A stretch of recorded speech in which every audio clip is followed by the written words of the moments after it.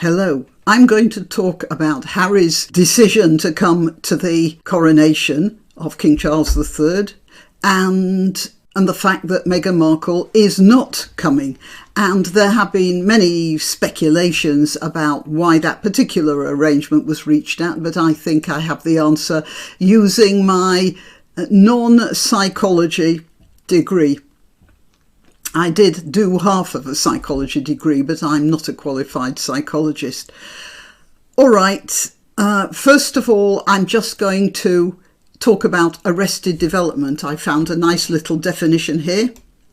When a child loses a parent, they may process that loss effectively if they're supported by others.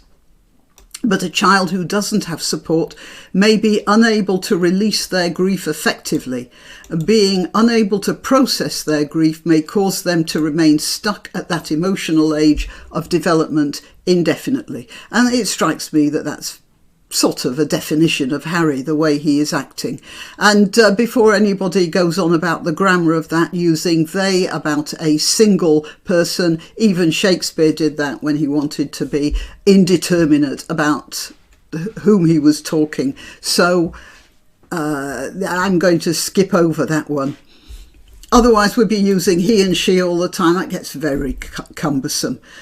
Okay, so, but we have a pretty good definition of Harry here, and it has been speculated by many that he was trying to recreate Diana in Meghan Markle. First of all, she's a slightly older woman.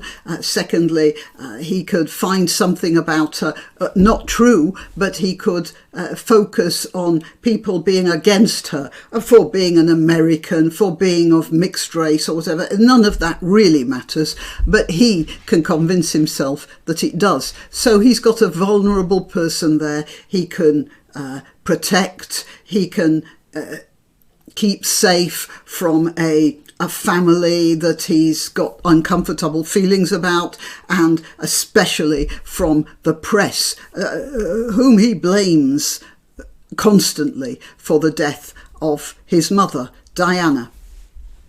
So you can see how Meghan Markle has become a sort of substitute for Diana. Now, before I go on, I'm going to tell you I'm Granniopteryx. I'm on YouTube, Rumble, BitChute and Minds. I'm also on Twitter, Gab and Parler. All the links to those are in the description. And you can help my channel financially, of course. Again, links in the description. But the best way you can help it is by clicking that like. It does help. And by sharing and by subscribing. And if you do subscribe, remember, YouTube drops subscriptions for some unaccountable reasons, so just check you are, in fact, still subscribed. Right, let's see what's happening here. So the Mail has it that the Sussex's coronation plans came after weeks of transatlantic ping-pong, and Prince Harry is not expected to take part in the procession or return to Buckingham Palace with the rest of the family after the service. That sounds a bit harsh, doesn't it? And then the next thing is Prince in The Guardian, Prince Harry to attend coronation but Meghan to stay in California. Now, there have been all sorts of excuses. One of them is that Meghan would have to curtsy to Kate, whom, as far as I understand, she hates. And everyone else in the royal family come to that because everybody there outranks her. So that's one thing. And the other thing, well, it's Archie's birthday. You can't miss a kid's birthday party for a coronation, can you? Yeah, that strikes me as one of those excuses, like washing your hair. Okay, and what's the next one? This one is from The Telegraph. Oh, that's a good picture, isn't it? Ha! This one is from The Telegraph, in which they say Meghan would not have relished bending the knee to crymonger Catherine. Look, I think she's not going mostly for those reasons. But my suspicion is that Sussex himself doesn't want her there.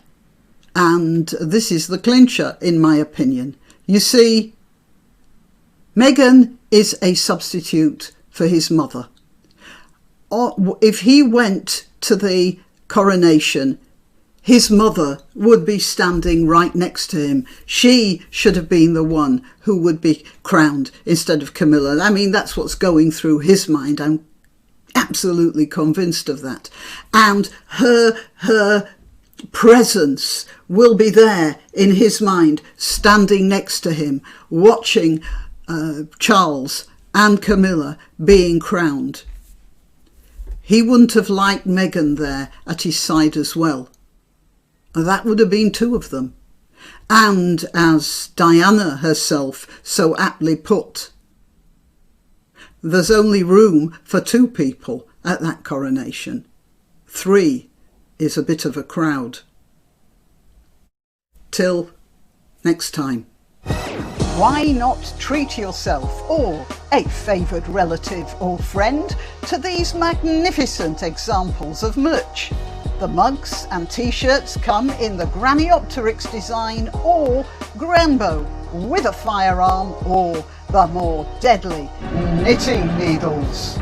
Go to www.granniopteryx.com and whatever platform you're watching this on, please click like, subscribe and share.